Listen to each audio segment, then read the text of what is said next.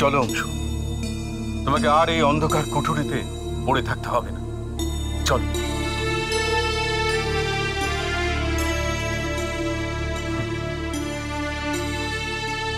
উকিল কাকু,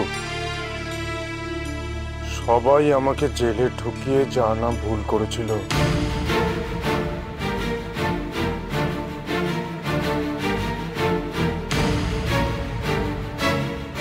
জেল থেকে বার করে আরো বড় ভুল করলো। অন্ধকার থেকে আপনি কাকে টেনে বার করলেন? এই অংশ কিন্তু আর পুরনো অংশ নেই।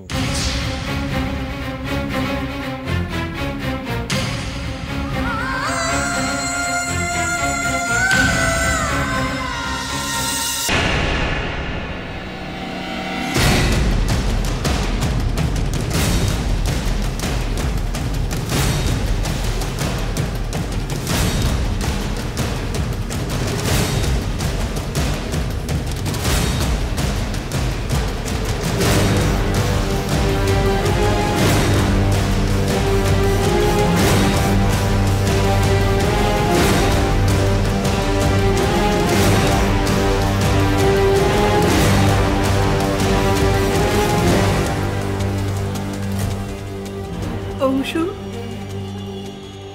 আয় আয় আমার কাছে আয় বাবা, আয়। রাধা মাধব কেন তোকে এত কষ্ট দিল, কেন এত শাস্তি দিল? কি হলো বাবা? আমার সাথে কথা বলবি না? আমাকে ক্ষমা করবি না? আমার কাছে আসবি না?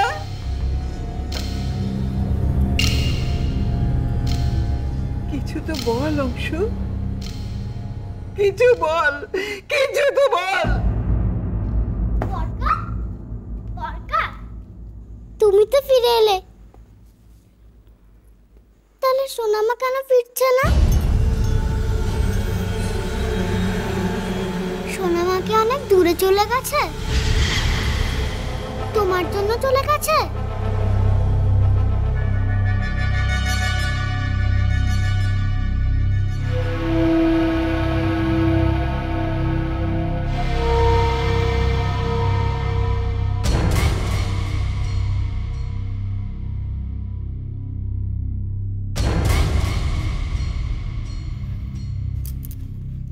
তোমার জন্যই সোনামা এই বাড়ি থেকে চলে গেছে।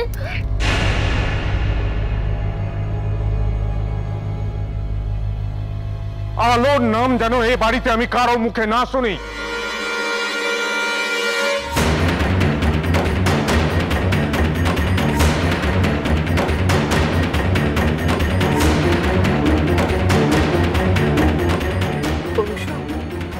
তুই আমার কথা শোন, আলো তোর কোনো ক্ষতি করতে চাইনি রে। আমরাই সবাই মিলে ওকে ভুল বুঝে। আমি আর এ বাড়ির কোনো উপদেশ শুনতে রাজি নই।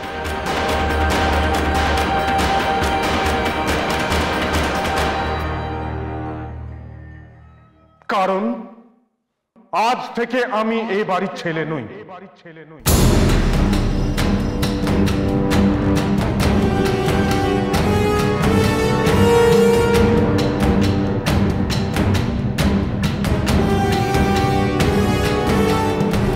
আমাকে তোমরা এ বাড়ির শত্রু মনে করবে।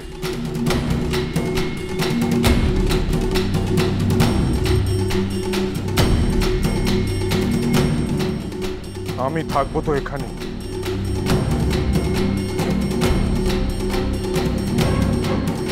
আর সেটাই তোমাদের জীবনের সবচেয়ে বড় অভিশাপ হবে। কারণ যে অংশুমান লাহিড়ী একদিন দুনিয়ার কাছে হেরে গিয়েছিল, আজ সে ফেরেনি।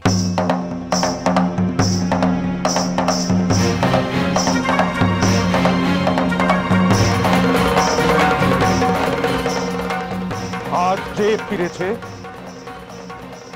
সে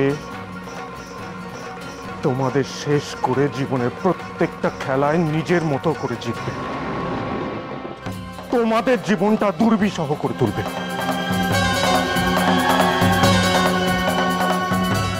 নরক বানিয়ে ছাড়বে এই বাড়িটাকে। নরক।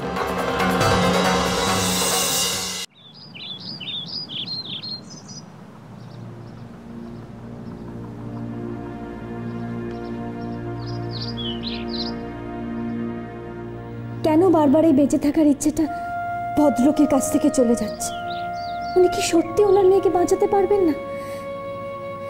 আমি একজন অসহায় মাকে আশ্বাস দিতে পারলাম, কিন্তু কিন্তু যে মানুষটা আমাকে নতুন জীবন দিল তার জন্য কিচ্ছু করতে পারছি না আমি, কিচ্ছু না।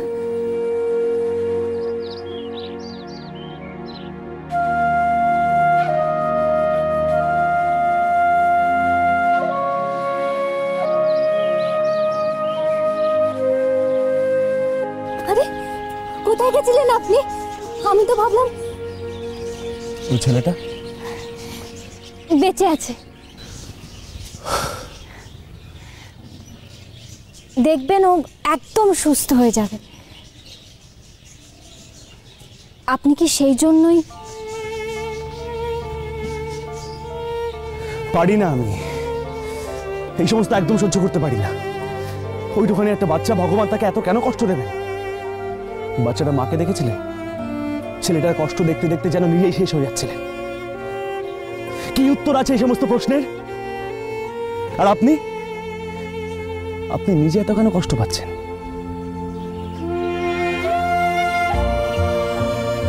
মাঝে মাঝে নিজেদের অস্তিত্বটাকে এত কেন মিনিংলেস লাগে বলুন তো?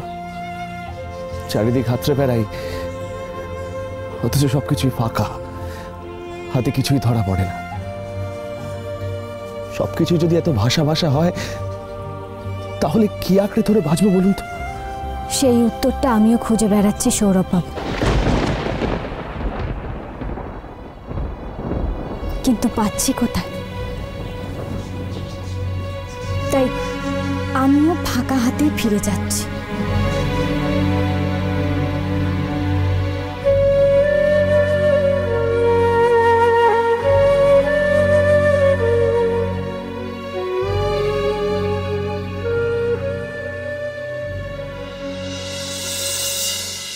ওম আপয়স্য সমেতুতে সমবৃষ্ণম ভবাবাজস্য সঙ্গতে স্বাহা। ওম অগ্নিতুতে ধীমহি ভবাবাজস্য।